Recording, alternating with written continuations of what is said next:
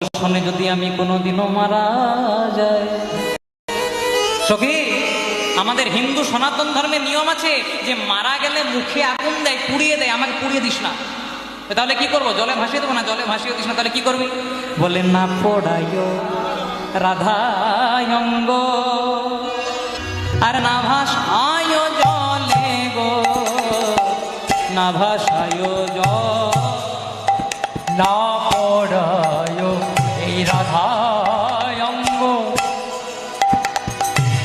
না ভাসায় জলে গো, না ভাসায় জলে। সখী, না পোড়ায় রাধায়ঙ্গ না ভাসায় জলে রে, না ভাসায় জলে, না পোড়ায় এই রাধা